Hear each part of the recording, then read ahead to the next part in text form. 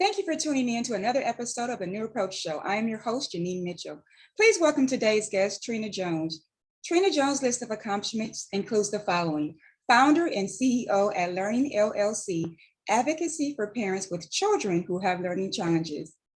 Ms. Jones collaborated on the development of strategic plan for newly developed department, managing student conduct issues at Case Western Reserve University. Assisted with over 300 intervention training and Title X investigations, including the development of material and resources. Welcome to the show. Thank you. Thank you for having me. How are you? I'm good. Thank you for accepting my invitation. So let's just get right into it. What inspired you to start your own learning abilities advocacy company? So I have 3 children, and about 10 years ago, my oldest daughter started kindergarten and was struggling severely in school. She lived in the nurse's office and in the principal's office. I mean, lived there. And I remember going to the school and stating, I was like, I think she's dyslexic. I think it's ADHD. I think it's dyslexic. And the school said to me, it's too early to determine if she's dyslexic. And you feel like they're experts, they know. So then I started questioning myself, well, maybe there's something else wrong. This went on for about 2-3 years of behavior issues. Like my daughter was the child in the school that had been to the nurse like 61 times, and the school would call me so much that I would avoid the school calls, like just would not answer my phones, not anything. I was so tired of talking to them. It's like they had me on speed dial. And I finally went to saw a specialist, got her diagnosed with dyslexia and ADHD. And then I had to start the special education process through the schools. And what I found out is that I felt alone in those meetings. I felt unprepared. I didn't feel equipped to really know what she needed. And it wasn't like anybody was there that was telling me, you should ask for this, or we can offer you this. Mm-hmm. I went through that process alone. And I remember going to my car and crying because I was like, she will not be a statistic. That's right. I am breaking the generational curses that are in my family, and she will conquer this. We will conquer this. So once I started learning the special education law, I was able to advocate for her better. And so I started this business to help other parents whose children have different learning challenges: autism, dyslexia, dysgraphia, ADHD, get the right resources and accommodations in school. Well, you actually already touched on some of the questions that I was going to ask. You answered them, I should say. I was going to ask you, before you became the CEO of your company, what were some of the challenges you faced as a single young parent and while you were married in your youth? So you kind of like touched on some of them, but I can give you a little more. Oh, okay, good. I can give you a little more. I as a mother, I had 2 children. They're 2 years apart. So my son was probably 7 and my daughter was 5, going into school. Transportation, learning and healing from my own childhood traumas. So, what I had to learn even from my own childhood was that we have to give our parents a little grace. Because I was a mother, I had just lost my grandmother, and who was like a mother to me. And I was trying to figure it out. Working full time, I was going back to school because I needed a way to provide. And it was a challenge because, you want to make sure you're leaving your children with the right people. You want to make sure that you show up so that the teacher sees who you are when they're in school. Then you want to provide your children with extracurricular activities because you want to break the cycle of all you do is work and go home. I wanted my children to have some culture experiences, some community experiences, lacrosse, cheerleading, different things, dance, because I wanted them to have some of the things I did not have the opportunity to have. And I think for me, it was, managing finances. It was going to therapy to start my own healing process so that I wouldn't pass on the generational curses that were passed on to me, to my children. Mhm. And that alone was a process. I think I'm probably the only person in my family on my mother's side that has actually went to therapy to heal. And that healing Wow. process was not pretty. Mhm. Why do So you as a think? mother, Yeah. go ahead. I'm sorry. I was just going to say, why do you think it's so hard for, particularly maybe in the Black community, to get counseling, to get therapy, to get, someone to help them besides someone that they already know? You know, Well, I know for me growing up, it was you're not crazy. You don't go talk to somebody because you're not crazy. okay. And I don't know where that came from in our family, Mhm. but it was there. I remember being 8 and telling my mother, I need therapy. I need to talk to somebody. You were 8 and you said that? Yes. You were wise beyond your years. Like, I don't know any 8-year with that. You know what Yeah. I mean? But yeah, go ahead, please. Uh-huh. And I remember saying that to her, and I remember her laughing, and they kind of laughed at me because it was her and my aunt, and they laughed at me, and they was like, "Girl, you're not crazy." And I was like, "But I need something that you all aren't giving me. Wow. Mm. I need something." And in those days, I'm only 40. For you to say, "I need something that you can't give me," that's a backhand slap coming. Right. So you don't say that. You just kind of then you suppress those issues, Mhm. and then eventually they erupt like a volcano. Okay. Yes. Mm. Yeah. Wow. Well, what they say, out of the mouth of babes, you know what I Yes. mean? You had wisdom beyond your years. You were Yeah. reaching out for help. You were contacting you were telling your parents, look, I need help. You know what I Yeah. mean? So I thought that was, wow, that's powerful. So can you explain the symptom of ADHD, autism, dyslexia, and bipolar? Like, 'cause a lot of times people misdiagnose, what these symptoms are. So can you just kind of clear that up? Well, okay, for dyslexia, we'll start there. Symptom some of the, I would say, flags would be slow reading, Mhm. like the fluency is in a flow, reversal of letters, Mhm. um, comprehension is regressed. Mhm. ADHD, it could be behavior. It could be someone that, if you say, I need you to go downstairs to the kitchen, get A, B, and C, and come back, they're probably going to forget what A, B, and C is once they get downstairs. So, like, Mhm. they're not able to take a whole list. They are not able to do many steps one time. You Okay. have to really kind of break things down for them. Mhm. Autism, there's high spectrum and low spectrum. So autism can look like a whole lot of different things. Mhm. Um, Antisocial, not looking you in your eyes, not really talking. It could be, you know, um, antisocial, slow in development, speaking, talking, communicating all the way around, interacting with people. Mhm. Those are some of the signs. Dyslexia can be diagnosed as early as 3 years old. Okay. And I think that's the learning disability that kind of gets ignored because, most kids that start kindergarten aren't writing their letters appropriately and they're spacing their letters all together. So Mhm. it could look normal. Oh, they'll grow out of it, which is a lot of things that people will say. I remember in kindergarten, I was like, my daughter keeps mixing 5 and S. It's like, that's a letter and a number. I said, Right. Why is she mixing those?" And I was like, no, there's a difference there. And they were like, no, they're in kindergarten, it's normal. And I was like, yeah, no, this isn't normal for her to be constantly or taking W and making it an M. Or we would read the word was in line B, line 2, and then we would get down to line 4 and was would be there and she wouldn't know the word. And I was like, we just said this word like 2 sentences up. Right. How don't you remember?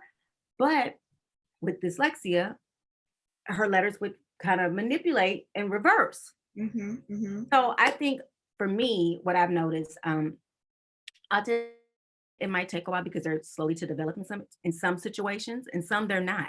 And because the spectrum is so large with autism, you just, you have to be really observant of your child to see where they would fall and what questions and who to contact. Mhm, mhm. Okay, and then tell me about ADHD. Oh, ADHD is a good one. Sometimes you just think the child is young, you know, they had some sugar, they're kind of all around. Sometimes it can come to be very violent, like their behavior is violent, hitting their heads against the doors, the walls. It can range with ADHD because some kids just have no attention, like they get bored fast. So there's like a mild case of Yes, that's a ADHD. mild case. They can't follow instructions. You know, if you give them a lot of instructions at once, they can't follow them all the way through, Mhm. or they forget to turn in their homework, to being kind of severe where they're disrupting the class. They're banging their heads on walls. They're yelling and fighting. Those, you know, it can be very wide range of what kind of symptoms and signs that you see. Mhm. Okay. And did you touch on bipolar yet? Bipolar. So what I am researching and learning about is that some students um, have early signs of you. We would diagnose them at ADHD with ADHD, Okay. and then it later turns out to be bipolar. The thing that I believe is such can be conflicting in the Black community is that, or maybe in all communities, is that doctors do not like to place a label if it's Okay. bipolar. Yeah, Okay. especially with teenagers. Mhm. So my oldest daughter, who was dyslexia and ADHD, a year ago, we got her diagnosed with bipolar. And she went through this phase where she was very, very defiant. And I was like, wait a minute, I discipline kids over here. Where did this come from? Wait, wait a minute. What? And I remember saying to the doctors, because bipolar is genetic, I was like, yeah, something is wrong here. And they kept telling me, oh, she's defiant. It's just defiance. And I was like, no, mm-mm. It just seemed like one day she woke up and she did like a 360 in her behavior, Hmm. no accountability. Mhm. Um, we would, if we all saw the same movie and we were recapping the movie with each other, she would have a total different perspective of the movie, like totally different. Not so much as the idea or the concept, but if we all saw three little pigs going to our house to be cooked, she would say, oh no, it was a wolf there and it would be a bear there. And we were all like, that didn't happen. Those were signs Mm. of bipolar. Mhm. And it was very frustrating in our home because, of course, she's a teenager and teenagers do what teenagers do. Mhm. And I could not figure out which, you know, were you just being a teenager or were you being, or was there a mental block there? Right. Right. So with bipolar, the mood swings, the not being able to recollect the same, the facts, no Mhm. accountability, and this habit of being so in control Mhm. and or really really sensitive Mhm. was what we as a family experienced. Okay. Now, during our meet and greet, you talked about ADHD, that people can have it based on family traits, like it's hereditary, right? It can be dyslexia as well. Really? So Those yeah, two. Okay. Okay. So, so mhm. my my daughter Talia is dyslexic. My sister is severely dyslexic. My youngest child is dyslexic. So I remember telling her father, I was like, oh, they got this from you. Mhm. Then their mother sits in a training, an Orton Gillingham training, which is to help with the reading approach for students with dyslexia, to train you on the certain reading approach for students with dyslexia. And I was like, wait a minute, why can't I hear the sound of that word? Why does I and E sound similar to each other? Okay. And found out at 38 years old that I was dyslexic. Wow. And what was that like for you finding that out? Like, did you struggle with, okay, something's wrong with me now. I gotta get some special type of help. How did you Well, struggle with that?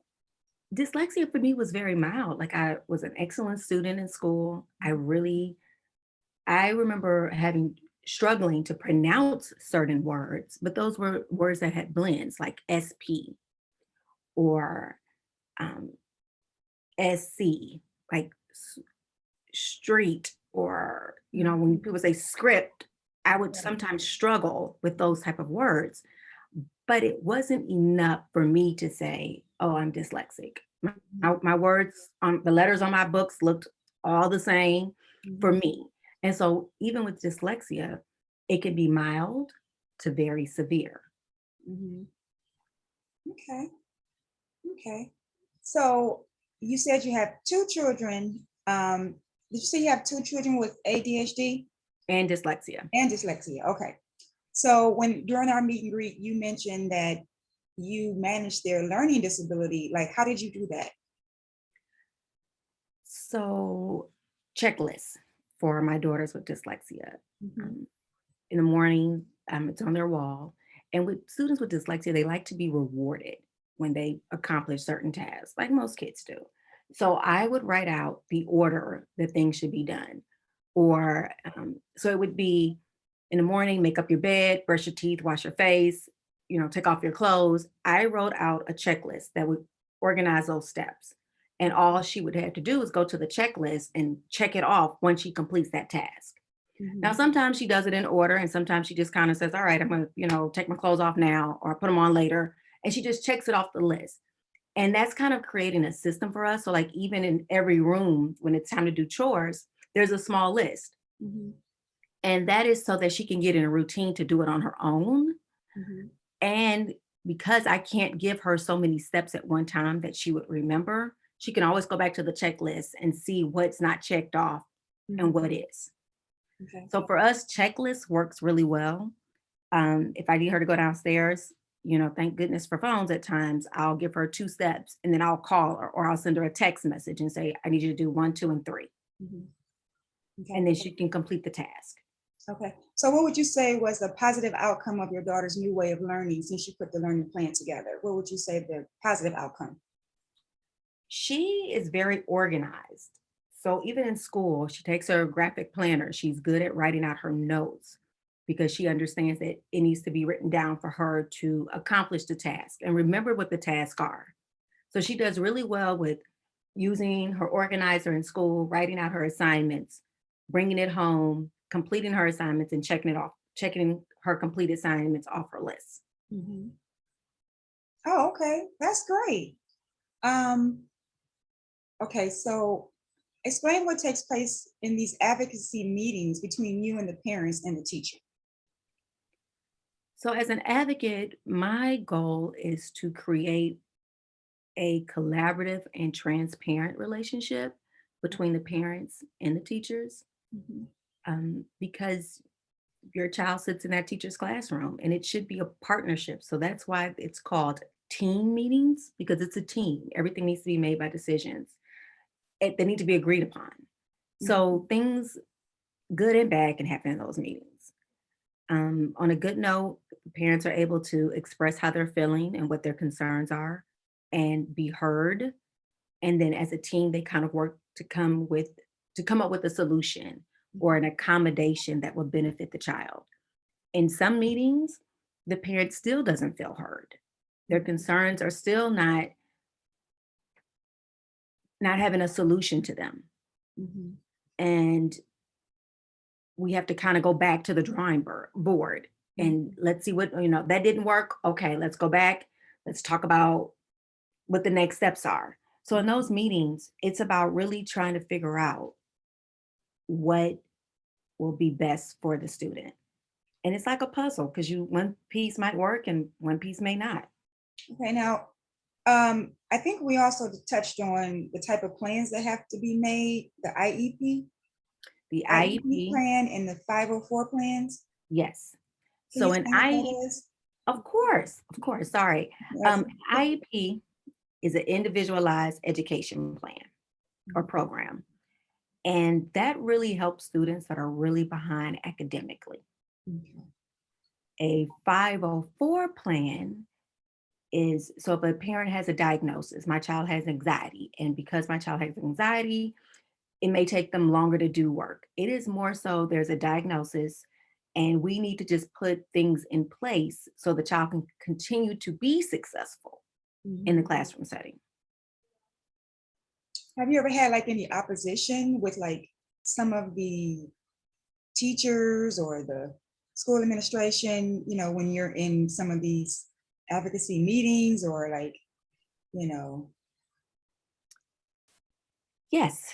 Um, I've been in quite a few where, so an IEP is supposed to happen every year mhm, by law, unless you have deemed the child no longer needs the IEP services. And there's been times that we get into the meetings and administration is like, well, the child's not really doing what they're supposed to do anyway. So, we don't understand why you want us to keep adding more things to this IEP. mhm, Or, you know, it could be where they're like, we don't want to give the child these type of accommodations. We don't think they need it. And that can be really challenging because as parents, we know our kids mhm. and they're experts. This is their field. And so you hope that they see what you see. Right. And that sometimes does not happen. Mhm, And so I think in those, and sometimes the administrators aren't as friendly as don't want to collaborate. right. And they're not transparent all the time either. Mhm. Um, Now with your services, does medical insurance coverage pay for your services or how does that work when someone wants to utilize your services? Unfortunately, I'm not covered by medical insurances, but parents can use their flex spending accounts to pay for my services. I offer payment plans as well. Awesome. And so how much does it range or does it depend on the different type of services or is it pretty much like a flat service and then you can do the payment plans with them or set that up for them? Well, every parent needs different services. So I kind of have a tier service, and some parents just need some action steps. They can advocate, but they're just not sure. They come to like a roadblock. Mhm. I will give them an action plan, and that's $75. If they need me to come in and completely help them advocate, which is going to meetings with them, kind of walking them through the process, that's 500. And Mhm. then if they're like, I'm just burnt out, I'm tired, I don't want to do anything else, I need you to just take over, that's 750. Okay. Okay. So if they're not in the state of Ohio, will you offer virtual services for them? Yes. Okay. Now, what type of legacy would you like to leave behind with your company? Wow. Ah, I would like for parents to feel comfortable walking into a room and know that they have the tools to be their children's voices. Mhm. I want that child that's in the classroom to know that they can communicate effectively with their teachers when they need additional services and help. Mhm. I want to see students working together to support each other because it feels alone when you're growing up with dyslexia or with ADHD and kind of feed off of each other. So, my legacy, I want to inform parents so that they have the ability to empower their children to Mhm. be successful when it comes to their education. That's powerful. That's powerful. Now, you are currently in school working on your master's, right? Is it your Yes, master's?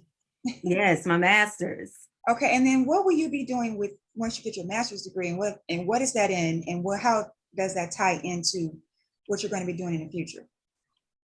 So I'll graduate May 14th. Congratulations on that. Thank you. I'm excited. I am so excited. You should be. I'm excited. So, what I would like to do with my master's is build this legacy. I want to do trainings. I want to teach children different trades. So, my plan is to have like a whole center where we offer tutoring Mhm. and support groups for our children and our parents. Sometimes I remember dyslexia was not a playground conversation. Mhm. ADHD was not the playground conversation. Yeah, For like me, a round table, maybe have a yeah, wasn't round no table. round table. Yes. Yeah, we need that. There was nobody that said, my child is struggling too. This is what we do at home that maybe that might help you. Mhm. Nobody was talking about that. Mhm. See, And I would sit there sometimes and like, everybody else's kid is doing great. My kid and I spend 3 hours doing homework every evening. Oh, something must be wrong with me. mhm, mhm. And so I want to make it a community. I want individuals with autism to be able to be in their community, and if they need help, they can have help and they can be accepted. And we as a community know what to do to be helpful Mhm. in certain situations, and just in a whole. It's just an area. I believe we have so many different ways of diversity. Diversity is black and white or race, but also with people with different learning needs, and we need to make that more inclusive. When someone's coming into a meeting and they have their child, and how do they go? What do they say to request to have someone, meet with them, or what are their rights? You know what I mean, as a parent, to get these type of services. Well, And, oh, whenever and go you ahead. know what else, Trina? I wanted to also know about like the whole medication thing. You know what I mean? Okay. Uh, there's do they have to have the highest dosage of medication? Because sometimes it makes some of these students, or I mean, I should say, children or youth, like lethargic, like they are like they just, you know what I mean, and they're like high, because from what I was told from a friend that's a nurse, is that it was tested, that type of medication, Ritalin, one of them being one of them, it was tested on adults. So has anything really changed, or have they came down on the dosage, and are they doing more testing? Now, I'm not a doctor, so what I do know is that medication can be kind of tricky. I think, a lot of parents ask me, like, what do you think about medicine? It is really your personal choice. Okay, Now, there's a difference between stimulant and non stimulant medications when it comes to students or children diagnosed with ADHD. explain Mm, that, please. So, stimulants work faster. Okay. When you start taking a stimulant medication, it works faster. But the minute you stop taking the medication, it doesn't linger on. Like the behavior will immediately start back up. Um, that's one of the things I noticed with stimulant medications. But they will, hmm, it also reduces side effects. Mhm. So you will probably not see so much of the fidgeting or jumping around of that nature, which is what you want to do. Yeah. And it can minimize long-term consequences. Okay. Okay.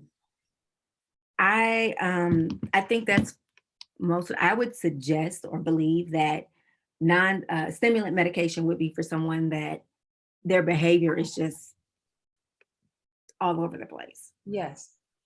versus a non-stimulant where it's just like, I just need to be a little focused. Mhm. I just need to kind of sit and pay attention a little longer, Yes. versus I'm jumping all over the room and things of that nature. Yes. Because there's a difference. Like I said, ADHD can be mild to severe. So, and I think for me, before I put my kid on medicine, before I put my daughter on medicine, I started off with, let me just try the checklist. Let us, I tried what I knew to try before I decided to put her on medication. Okay. But when my youngest daughter started taking medication, because she was recently diagnosed with ADHD, she came home and she was like, listen, I feel better. Like I can pay attention a little longer. Like this works for me. And what did you put her on? I put her on Concerta, which is a non-stimulant. Okay. Oh, And so, wow. yeah, so she was like, yeah, this works for me. I'm able to pay attention. I'm turning in my paperwork. This works for me. And she's 10. And we had talked about it, because she is 10 and she's a little lady in a young girl's body, or a little old lady in a young girl's body. So we had a conversation. Um, but I think, you have to do your research, and like all kind of medication, it's trial and error. One medication may not work. The Very next true. medication may, so it is a road that when you decide to travel, Mhm. do your homework, research. And sometimes you have to be really careful because, of course, kids don't like taking medicine most of the time. So I've seen cases where the doctor will tell the child, well, these are the side effects. The child will go home and take the medicine and have all the side effects as a way to prevent themselves from having to take the medicine. Oh, Mm. yeah, our kids is clever. Oh, yeah, yeah. Wow. So if someone wants to receive your services, can you just give them all your social media platforms? Sure. So you can contact me on Facebook, at Trina Jones, or Learning Abilities Advocacy. My website is www.laagroup.org, or you can give me a call at 216-548-2820. Very good, very good. And as we're closing out, if you can just give the viewers that are watching some words of encouragement, those who have parents, or those, that just need some encouragement because of their children, or maybe they might be adults having struggles with some of these challenges. The song that comes to my mind is Trouble Doesn't Last. I'm so glad trouble doesn't last always. Okay, yes, yes. Um, it does require patience, Mhm. and your misery can turn into your ministry. Okay, that's powerful. Um, there's resources, there's tools. Take the time to find out what you need. And if it doesn't work, try something else. Mhm, Because every day that you wake up with breath in your body and you can think for yourself, it's a day that you can do something different. mhm. Very good. And what would you say spiritually, like, those who don't have a relationship with God, or, how did that play a part in your situation through all what you've been through? It was nobody but God. Mhm. Nobody but God. Yes. My situation, like I said, I was broken, Mhm. and then I'm trying to parent, Yes. and I wanted to be healed. But nobody says in order for you to be healed, because I accepted Christ at 6. Nobody says in order for you to be healed, you got to do 1, 2, 3, 4 steps. Mhm. Nobody tells you that. Right. Um, but it was God's grace Mhm. and his mercy and just favor. Like, as a single parent, my grandmother, we moved to Ohio from Houston. So it's really, my family is extremely small. Mhm. And my children had the best daycare center that I can even ask for. Daycare stayed up until midnight. So I was able to go to school until Wow, what a 6 p.m. daycare. Yeah. Oh, it was amazing. Okay. Daycare Um, and night care. yes. Like, it was amazing. Okay. And they were good people. I Mhm. mean, their teacher, Mr. Brown, oh my God, he was amazing. Mhm. Making sure they had their homework done. I would come in and I would take them. It was building a community. God brought me people that he knew that I needed in order for me to go through what I needed to go through to get to the other side. So pray for your circle. Pray for That's your laborers. mhm. That's powerful because I've had a segment before, an interview, and we talked about village. Like back Mhm. in the day, you had a village. It wasn't just you, it was anyone that was within your circle of family, friends, community, and they checked on you. They Mhm. participated, they helped if they could in some kind of way. Do you feel like we need Yeah, that again? we definitely need that. I mean, we may have, some of us may have it, but some of us may have to actually seek out people and be, have discernment to know who they can be able to trust for that. Very much so. Mhm. Yeah. That God, he did a miracle on me. Mhm. And this is a miracle through me. Yes. This was not the business I thought I wanted to start. Mhm. But he had a way of presenting it to me, and I accepted the request. I accepted the assignment. You accepted the assignment. Yes. Yes, I do believe, and I look forward to see what you're going to do in the future. Um, and I just hope that, I just wish you the very best. Just let your light shine and what you're going to be able to contribute to the people that need your help right now, that are hurting, the parents, the children, they all need you. Even the school system needs you, whether if they want to realize it or not. Mm, But I would just thank say, you. again, thank you for accepting my invitation, and you're always welcome to come on any of our updated shows or update shows. Um, and I wish you the best. Thank you so much You're very for welcome. having me. You're very welcome. So I also want to thank all the viewers that have tuned in today. Thank you for tuning in. I thank the Daily Gospel Network and all the other social media platforms. Thank you. And until next time, stay encouraged, keep believing. Take care. Bye now.